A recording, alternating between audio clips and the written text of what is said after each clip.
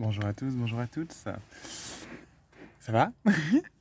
Alors aujourd'hui, je voulais vous faire une vidéo un petit peu particulière, un truc que j'ai vraiment envie d'expliquer, qui est pas trop évident à expliquer, donc je vais essayer d'être clair au maximum. Alors déjà, oui, nous sommes dans une tente. Euh, je trouvais ça drôle de faire une vidéo dans une tente parce que parfois je dors en tente et j'adore dormir en tente. Donc ça fait un peu la tente dans la tente à la bête. Voilà. Alors aujourd'hui, je voudrais te parler de la communication et comment on la vit et comment on a tendance à mettre de la responsabilité dedans et essayer d'analyser ça et peut-être de déconstruire les choses et d'ouvrir. Le but, c'est toujours d'ouvrir, d'ouvrir, d'ouvrir. Voilà. Donc en fait, qu'est-ce qui se passe? On va prendre une communication où on est deux personnes. Pour l'exemple, ça sera plus facile. On va dire qu'il y a une personne A et une personne B, mais la dernière fois que j'ai commencé à parler en A et B, je me suis un peu emmêlé les pinceaux. Je vais essayer.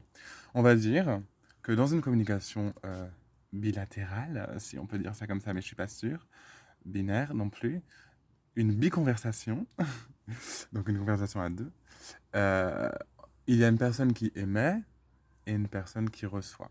Puis après ça change, on répond et on passe euh, constamment d'émission à réception. En fait. Voilà. Faut prendre en compte aussi que dans les deux personnes ont leur histoire propre, leur façon de percevoir les choses, leur façon d'imaginer les choses, enfin tout ça. Je pense qu'on perçoit les choses par rapport à notre histoire. Par exemple, si je dis le mot rouge, je vais ressentir le mot ou penser à quelque chose avec ce mot, même ça c'est différent, d'une manière. Donc ma perception de ce mot va être différente de ta perception de ce mot. Donc c'est pour ça aussi que la communication est très compliquée parce que on a tous une perception différente de tous les mots, donc ça peut vite partir en cacahuète. Voilà, déjà. Donc ça c'est le premier point. Peut-être garder en conscience que on n'a pas toutes et tous la même perception des mots. Donc ça c'est déjà quand tu chopes ça, ça peut déjà ouvrir un petit peu ta façon de vivre les dialogues et la communication. Ensuite, émission et réception. Alors en fait, quand je vais exprimer quelque chose en tant qu'émetteur, euh, je vais l'exprimer avec ma perception de ce que j'exprime. Donc, je vais exprimer une phrase, je vais dire quelque chose, et dans cette phrase-là, les mots vont avoir des sens différents pour moi par rapport à la personne qui va recevoir. Parce qu'elle va recevoir la même phrase, mais avec une réception qui va être avec sa perception. Donc,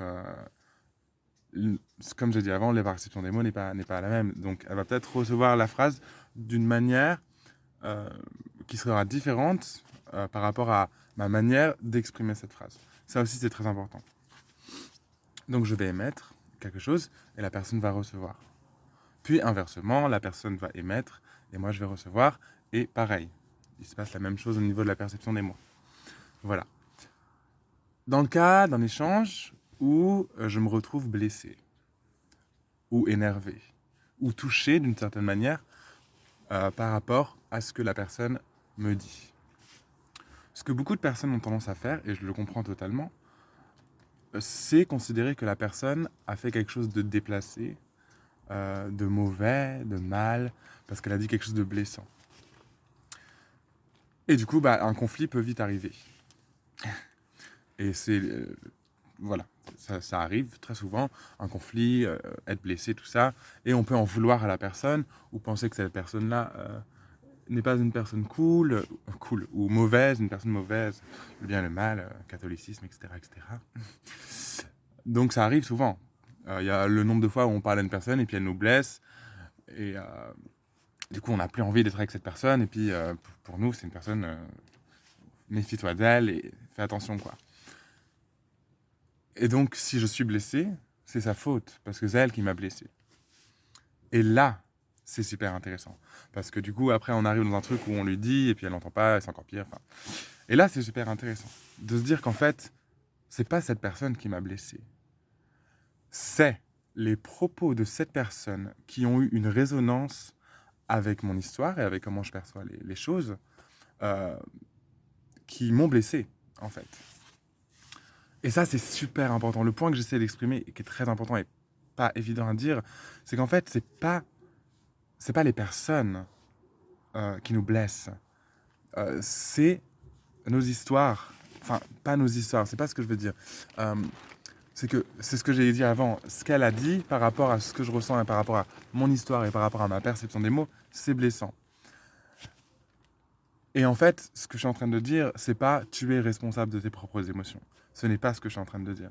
Parce que ça marche dans tous les sens. Tu vois, tu vas répondre quelque chose de blessant aussi en général ou sur le même registre euh, que ce que tu as ouvert les propos de la personne.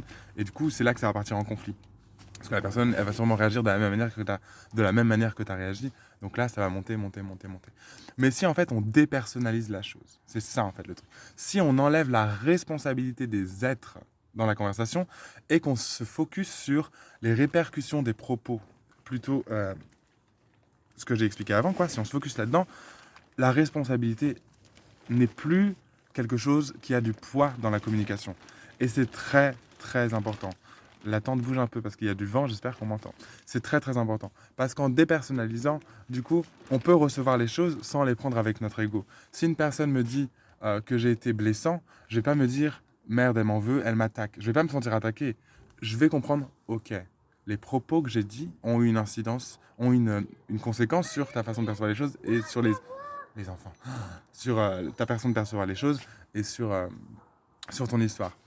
Et c'est ok, évidemment. Je ne suis pas en train de dire c'est ta responsabilité. Je suis occupé là. Je ne suis pas en train de te dire c'est ta responsabilité. Je suis juste en train de dépersonnaliser la chose. Et du coup, si on enlève la responsabilité, certaines personnes peuvent penser que c'est un piège ou c'est quelque chose qui est malsain.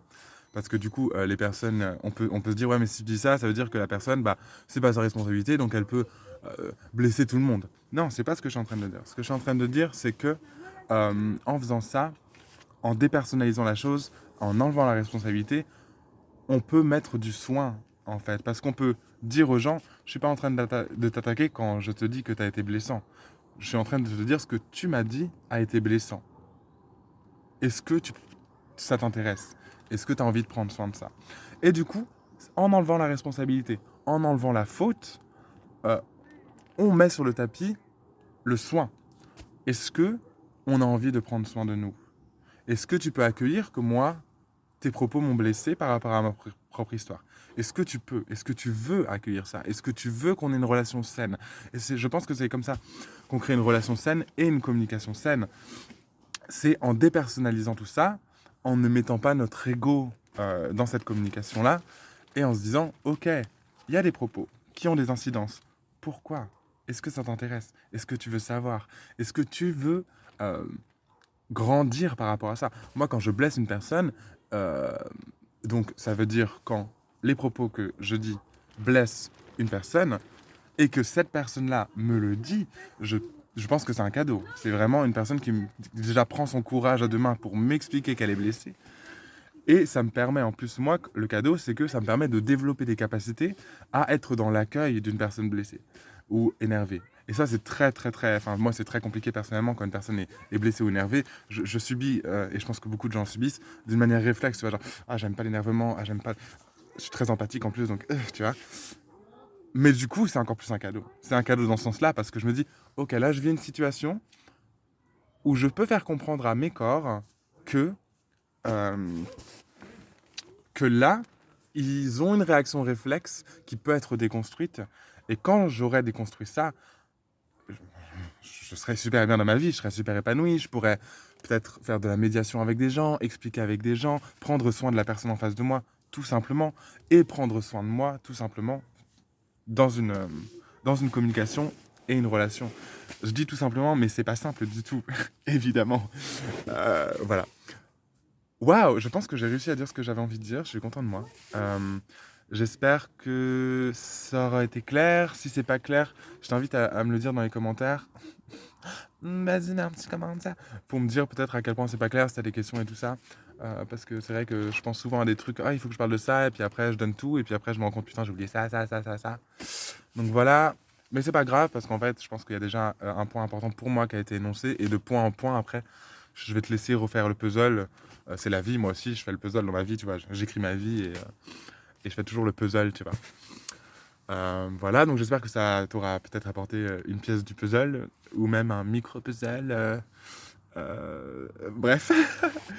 N'hésite pas non plus à partager cette vidéo. Si tu penses que c'est quelque chose d'important et qui pourrait peut-être ouvrir quelque chose dans le cœur des gens, dans l'esprit des gens, dans la vie des gens. Et n'hésite pas non plus à t'abonner, comme ça tu recevras les nouvelles vidéos. Et c'est la première fois que je crois que je fais une vidéo avec ce petit advertising à la fin, genre n'oublie pas de me follow. Voilà. C'est le jour de Noël aujourd'hui.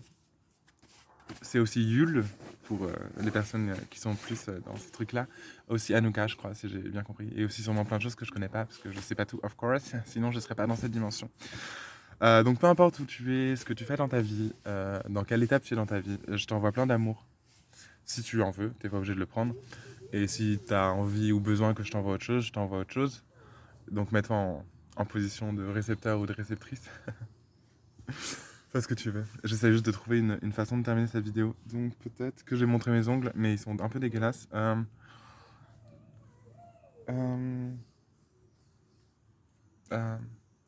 Salut, prends soin de toi.